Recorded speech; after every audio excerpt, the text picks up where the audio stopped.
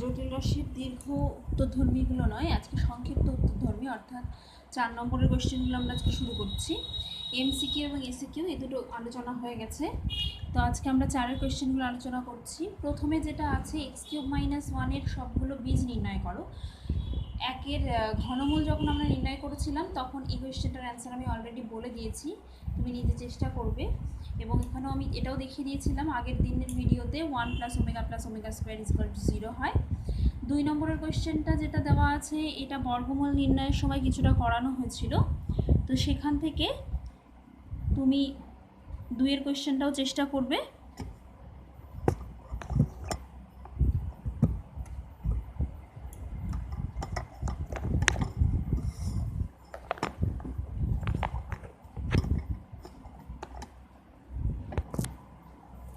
আমি শুরু করছি 3 নম্বরেরটা। 3 নম্বরের কোশ্চেনে দেওয়া আছে জেড একটি জটিল সংখ্যা এবং তার সঙ্গে দেওয়া আছে mod of z + 5 is less than equals to 6 হলে mod of z + 2 এর ক্ষুদ্রতম এবং বৃহত্তম মান নির্ণয় করো। আচ্ছা, জেড একটা জটিল সংখ্যা, তো জেডকে আমরা এইভাবে লিখতে পারি r * cos θ plus i sin θ, যেখানে আর মানে হলো সংখ্যাটার মডিউলাস এবং থিটা হচ্ছে আর্গুমেন্ট, মুখ্য মান যেটা আর কি এমপিজেড। এবার তাহলে আমি z+5 এর মড লিখে নিলাম less than equals to 6, or এটা আমি ক্যালকুলেশন করছি mod of r cos θ plus ir sin θ plus 5 less than equals to 6, or এটাকে আমি লিখতে পারি যেহেতু মড দেওয়া আছে √of r cos θ plus 5 তার whole square plus r square sine square theta less than equals to 6। তাহলে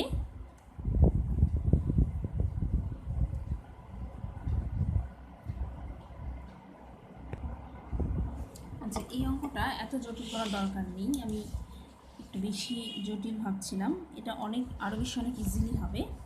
দেখো, আমরা একটা প্রপার্টি জানি z1 + z2 mod less than is equal to mod z1 plus mod z2, ঠিক আছে?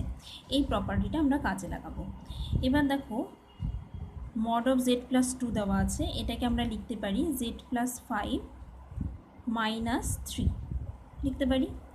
তাহলে এটা একটা জটিল সংখ্যা আর 3 একটা জটিল সংখ্যা, তাহলে এটাকে লিখতে হবে mod of z + 5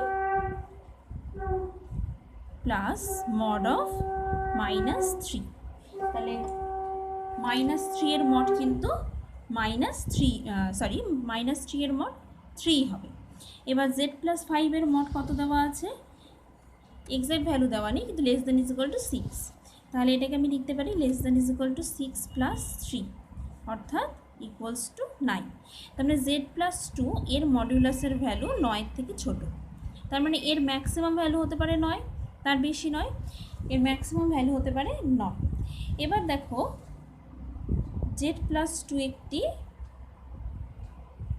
জটিল সংখ্যা,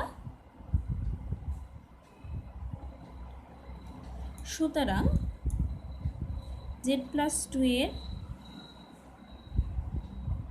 মডিউলাস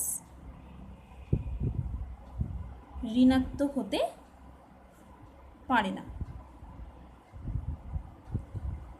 তাহলে সব থেকে ছোট ধনাত্মক মান কত, 0, তার মানে z + 2 সবসময় কী হবে, গ্রেটার দ্যান ইকুয়ালস টু 0 হবে। তাহলে ক্ষুদ্রতম মান হবে 0 আর বৃহত্তম মান হবে 9, ঠিক আছে? তাহলে অনেক ইজিলি হয়ে গেল অঙ্কটা। আচ্ছা, নেক্সট 4-এর অঙ্কটা কি বলছে? 4-এর অঙ্কটা x আর y দুটো বাস্তব সংখ্যা,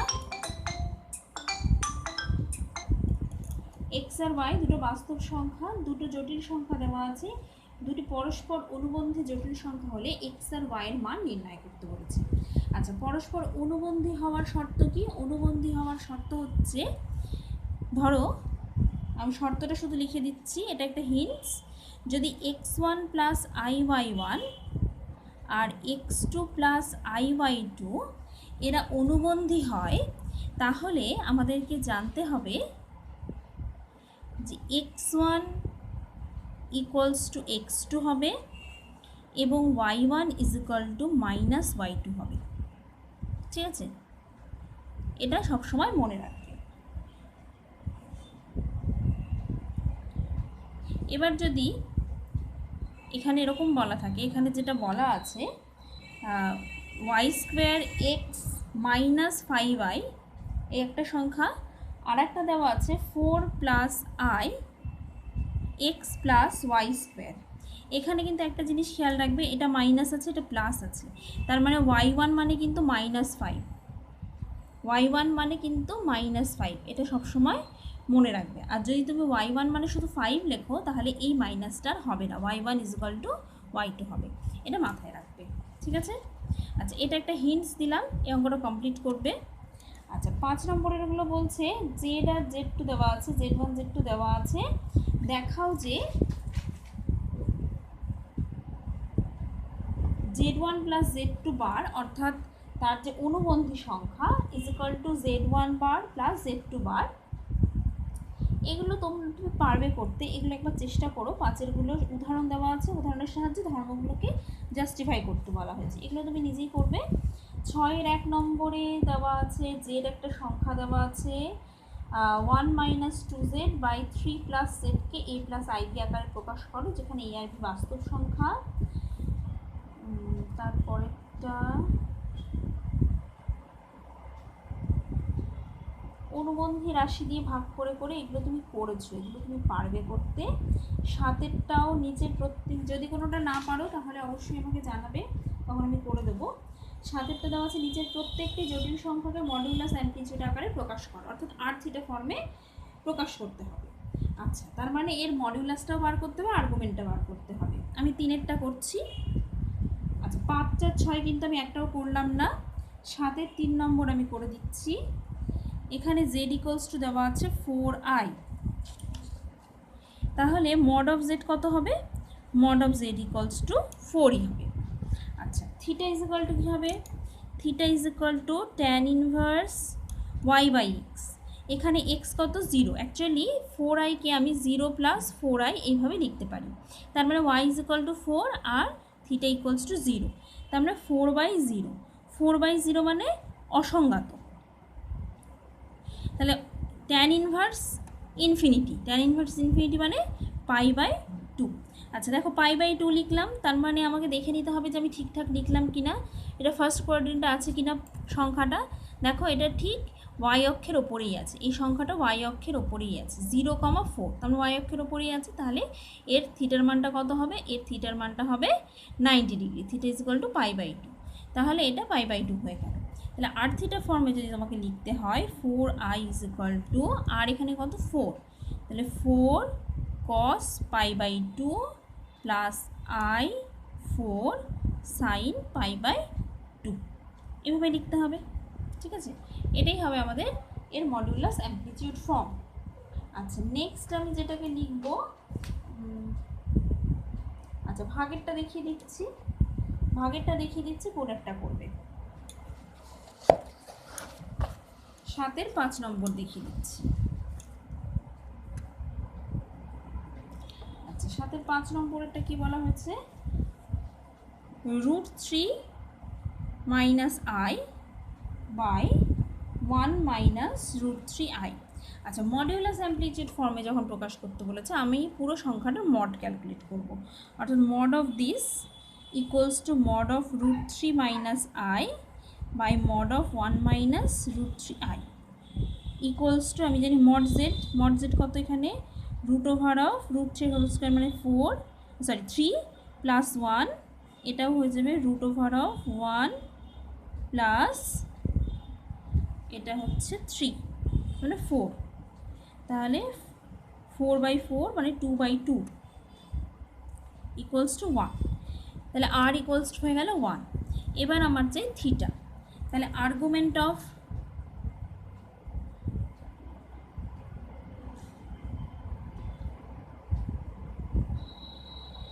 amplitude of z1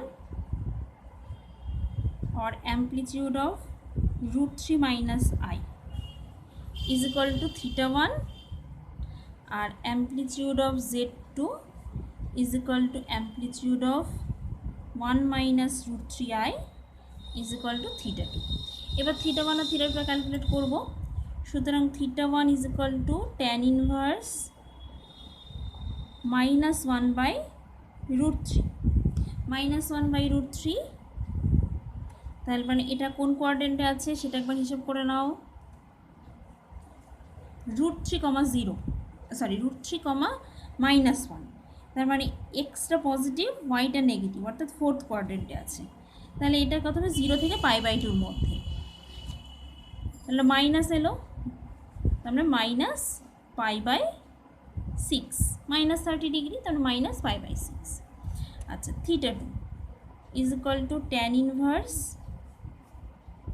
minus root 3/1।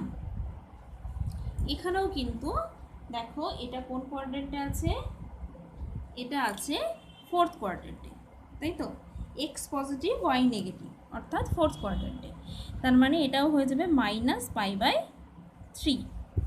এবার আমাদের দেখার বিষয়বস্তু কি, থিটা 1 মাইনাস থিটা 2 কোন রেঞ্জে আছে, theta 1 minus theta 2 minus π/6 plus π/3 কোন রেঞ্জের মধ্যে আছে, লসাগু 6 minus pi plus 2π is equal to π/6 আমাদের রিকোয়ার্ড রেঞ্জে আছে। আমাদের রিকোয়ার্ড রেঞ্জ কি, মাইনাস পাই থেকে প্লাস পাই পর্যন্ত, তাহলে থিটা 1 মাইনাস থিটা 2 রিকোয়ার্ড রেঞ্জে আছে। সুতরাং amplitude of z is equal to amplitude of z1 by z2 equals to theta 1 minus theta 2, এখানে m এর ভ্যালুটা 0, সুতরাং is equal to π/6। আর এটার মড আমরা অলরেডি পেয়ে গেছি, তাহলে আমরা লিখতে পারি √3 minus I by 1 minus √3I is equal to r equals to 1 cos π/6 plus I sin π/6, এটা আমাদের রিকোয়ার্ড ফর্মটা। তো 8 অঙ্কটা করার জন্য যে ধর্ম দুটো কাজে লাগবে সেই প্রপার্টি দুটো আমি লিখে দিচ্ছি। z1 bar z2 bar is equal to z1 z2 বার, এই একটা প্রপার্টি আছে। আর 2 নম্বরেরটার জন্য যেই প্রপার্টি লাগবে সেটা হচ্ছে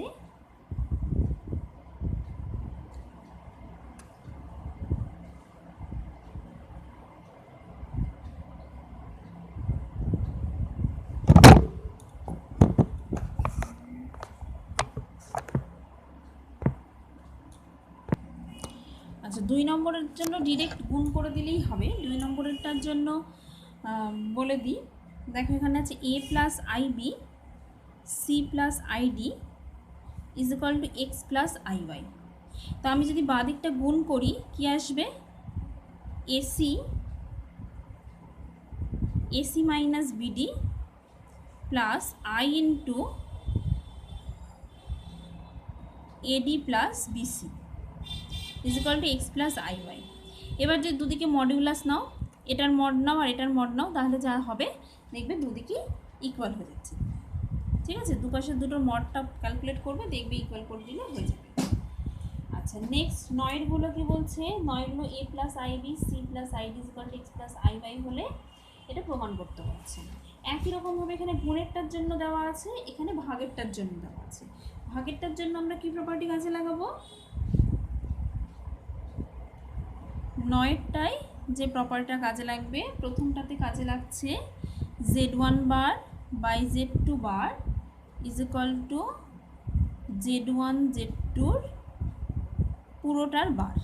ঠিক আছে, মানে আলাদা করে বার করে তারপরে ভাগ করলেও যা হবে, আগে ভাগফলটাকে বার মানে অনুবন্ধী করলেও ঠিক একই জিনিস হবে। সেকেন্ড প্রপার্টি যেটা এখানে কাজে লাগছে, z mod z by mod z two is equal to z one z two তার মড। ঠিক আছে, এই দুটো প্রপার্টি এখানে আমাদের কাজে লাগছে। দেখবে এই দুটো প্রপার্টি কাজে লাগালেই দেখবে 9টা হয়ে যাচ্ছে। 10এর অঙ্কটায় প্রমাণ করতে বলেছে, 10এর অঙ্কটায় প্রথম হোল স্কোয়ারটা যখন প্রথমে মড করতে হবে তারপরে হোল স্কোয়ার করতে হবে। ঠিক আছে, প্রথমে মড করলে দেখবে রুট আসবে, দুদিকেই রুট থাকবে, আর হোল স্কোয়ার করে দিলে রুটগুলো চলে যাবে, ডবল হোল স্কোয়ার হবে, একটা নয় ডবল হোল স্কোয়ার হবে। আচ্ছা, 11টা দেওয়া আছে এ বি পি কিউ বাস্তব সংখ্যা, cube root of a plus a minus i b is equal to p minus i q, তবে প্রমাণ করতে হবে এটা হবে। ঠিক আছে, কিউব রুট দেখাতে বলেছে, তাহলে একটা কাজ আমরা করতেই পারি।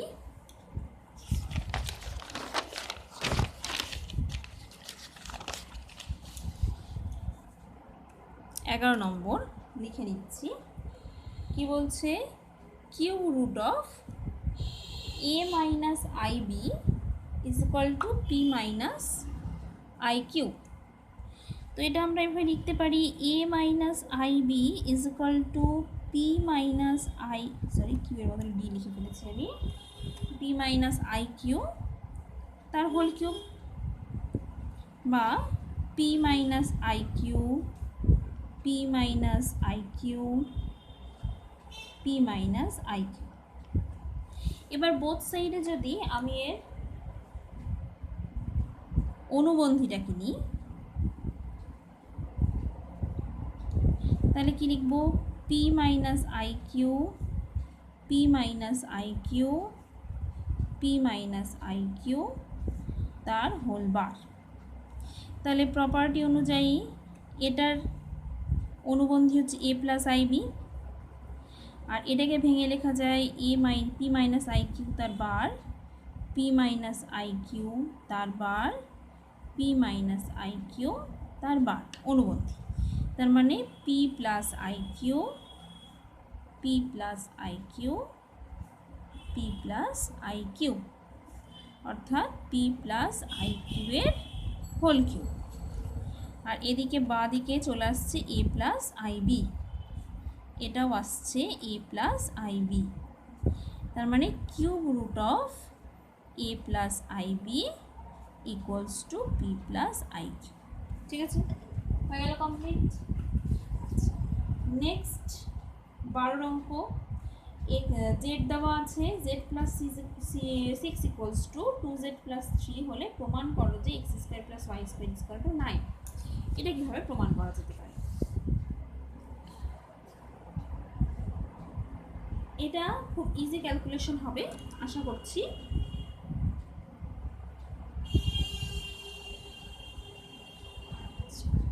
বারোটা আমি দেখাচ্ছি কিভাবে করছি। Z plus 6 equals to 2z plus 3, और জেড মানে এক্স প্লাস আই ওয়াই, তাহলে x plus 6 plus i y তার modulus equals to 2 into x plus i y plus 3 তার মডিউলাস। ঠিক আছে, তার মানে x plus 6 plus i y is equal to 2x plus 3 plus 2iy। তাহলে উভয় দিকে আমি এর মডিউলাসটা ক্যালকুলেট করলে এক্স প্লাস 6-এর whole square plus y square, আর এটা হবে root over of 2x plus 3-এর হোল স্কোয়ার প্লাস 2y-এর হোল স্কোয়ার। অর এবার দুদিকে আমি রুটটাকে উঠিয়ে দিচ্ছি এবং ক্যালকুলেশন করে নিচ্ছি। এক্স প্লাস 6-এর হোল স্কোয়ার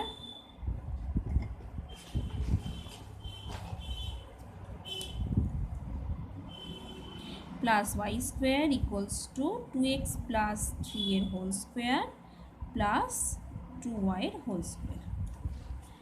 और x স্কোয়ার প্লাস 12x প্লাস 36 প্লাস y square is equal to 4x square 12x plus 9 plus 4y square. ঠিক আছে, এখানে আমাকে দেখাতে হবে x square plus y square equals to 9 হবে। দেখো 12x কেটে যাচ্ছে দুদিক থেকে, এক্স স্কোয়ারগুলোকে একই দিকে নিয়ে আসছি, -3x স্কোয়ার -3y স্কোয়ার আর 9 - 36 মানে 27 হয়ে যাবে। তাহলে -3 কমন নাও, x square plus y square, আর এদিক থেকে -27, তাহলে মাইনাসটা ক্যান্সেল হয়ে গেল, 3 দিয়ে ভাগ করলে x square plus y square is equal to 9 প্রমাণিত হয়ে গেল। নেক্সট যে 13 অঙ্কগুলো আছে, 13টাও ঠিক একই রকমভাবে হবে। 14টা এক্স আর ওয়াই দেওয়া আছে, ক্যালকুলেশনটা করতে হবে। কিভাবে করবে দেখো, এক্স এর ভ্যালু দেওয়া আছে, তার মানে এখান থেকে আমরা একটা কাজ করতে পারি, এক্স প্লাস ওয়াই ক্যালকুলেট করতে পারি, এক্স মাইনাস ওয়াই ক্যালকুলেট করতে পারি। ঠিক আছে, তো আমাদের প্রথম কাজ হবে x plus y, x minus y এবং এক্স ওয়াই এই দুটো ক্যালকুলেট করা। আশা করি এক্স মাইনাস ওয়াই লাগবে না, এক্স ওয়াই আর এক্স প্লাস ওয়াই এই দুটো ক্যালকুলেট করলেই হয়ে যাবে। এক্স ইকুয়ালস টু 2 + 3i আর y ইকুয়ালস টু 2 - 3i। তাহলে x plus y equals to 4 আর x y equals to 2 square plus 3 square, অর্থাৎ 4 + 9 ইকুয়ালস টু 30। তাহলে এক্স প্লাস ওয়াই পেলাম। আচ্ছা, এখানে আমার মনে হচ্ছে এক্স মাইনাস ওয়াইটাও লাগবে, এক্স মাইনাস ওয়াইটাও ক্যালকুলেট করে রাখি। X minus y equals to হবে 6i। ঠিক আছে, এবার যদি প্রথমটাই আমি করছি, দ্বিতীয়টা তোমরা চেষ্টা করো তুমি, x³ - y³ by x³ + y³ আমরা সোজাসুজি ফর্মুলা অ্যাপ্লাই করব, x মাইনাস ওয়াইয়ের whole cube plus 3xy into x minus y, next হচ্ছে x plus y whole cube minus 3xy into x plus y. এবার দেখো প্রত্যেকটা ভ্যালুই আমাদের জানা, x মাইনাস ওয়াই মানে কত 6i, তার মানে 6i এর whole cube plus 3 × 13, x minus y মানে আবার 6i by x plus Y মানে 4 এর কিউব প্লাস 3 × 13 ইন্টু 4।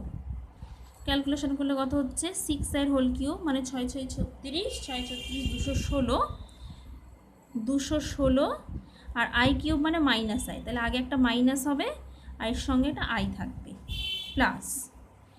আচ্ছা,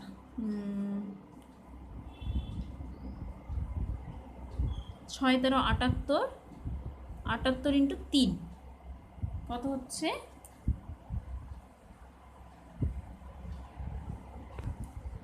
এটা হচ্ছে 234i। আচ্ছা, 4 × 4 = 4 × 16 = 64 প্লাস 3 × 4 = 12, 12 ইন্টু 13 120 আর 36 মানে 156, 156। আচ্ছা, এবার এটাকে ক্যালকুলেশন করি,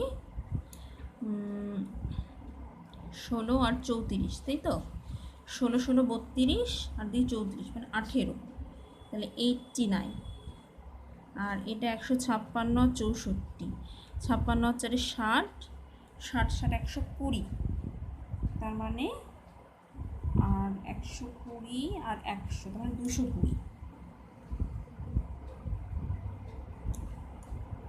ঠিক আছে, কাটাকাটি করতে পারো, আশা করি 4 দিয়ে তো ওপরটা যাবে না, 2 দিয়ে যাবে, 9 হবে, এটা 2 দিয়ে গেলে 110, তাহলে 9i/110। আচ্ছা, এখানে একটা জিনিস গন্ডগোল হয়েছে, এটা প্লাস ছিল না, এটা মাইনাস ছিল। ঠিক আছে, এটা কিন্তু প্লাস ছিল না, মাইনাস ছিল। ওপরেরটা ছিল প্লাস, নিচেরটা ছিল মাইনাস, তো এটা কিন্তু মাইনাস হবে। হ্যাঁ, আর এটা যদি মাইনাস হয় তাহলে এটা বিয়োগ হবে। বিয়োগ করলে এটা 56 আর 64 বিয়োগ হচ্ছে, অর্থাৎ 56 চলে গেল,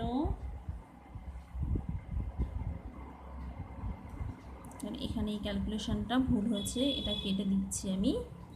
আচ্ছা, এই দিকটাই করছি ক্যালকুলেশনটা, দেখো আমি সেকেন্ড পেজে আর যাচ্ছি না, এইদিকে ক্যালকুলেশনটা করছি। তাহলে এটা হচ্ছে 18i ওপরেরটা, আর নিচেরটা হচ্ছে এখানে 2, 6 একে 7 আর সাথে 14, 8, 82।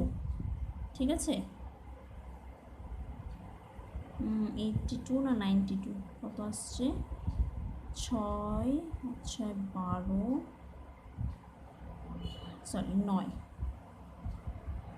আচ্ছা 92 হচ্ছে। ঠিক আছে, তাহলে এটা -92, তাহলে আগেটা মাইনাস আসছে, এটাকে যদি কাটাকাটি করি 2 দিয়ে, 9i/46। ঠিক আছে, এটা হলো অ্যান্সার। তাহলে 2-এরটা একইরকমভাবে করবে। আচ্ছা, 15 অঙ্কগুলো কি বলছে? 15 অঙ্কগুলো বলছে নিম্নলিখিত প্রত্যেকটি জটিল সংখ্যার বর্গমূল নির্ণয় করো। এখানে যে কটা পারবে করবে, সবগুলো যে এখনই তোমাকে পারতেই হবে তার কোনো মানে নেই। 2-একটা অঙ্ক আমি দেখিয়ে দেবো একটু অন্যরকমভাবে। ঠিক আছে,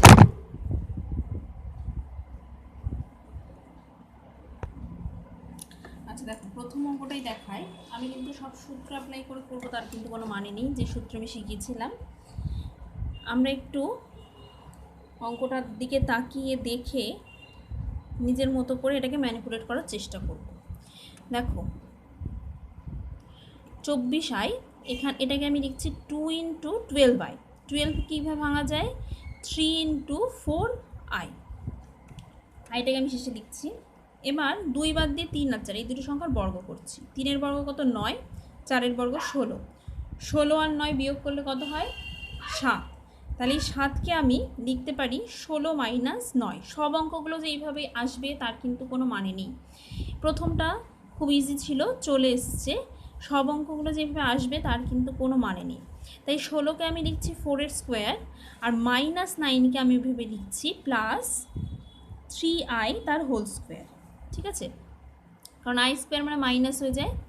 -2 × 3i × 4। এবার এটাকে একটু সাজিয়ে লিখলাম।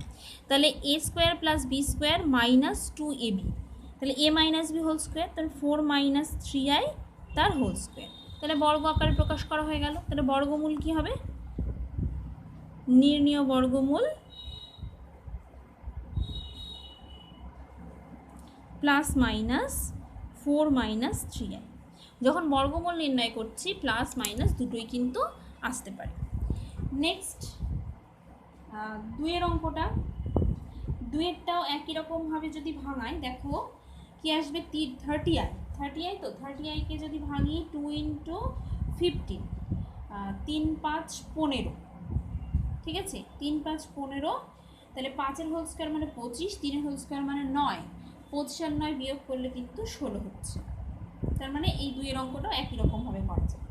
আচ্ছা, আমি কি রেখেছিলাম কিনা আমার মনে নেই। আয়ের অঙ্কটা আর একবার বলে দিই। আয়ের মধ্যে তো কিছুই নেই, তাই তো, ইভেন 2iও নেই। এটাকে আমি লিখতে পারি 1/2 × 2i, পারি লিখতে। আচ্ছা, তারপরে 1/2 ×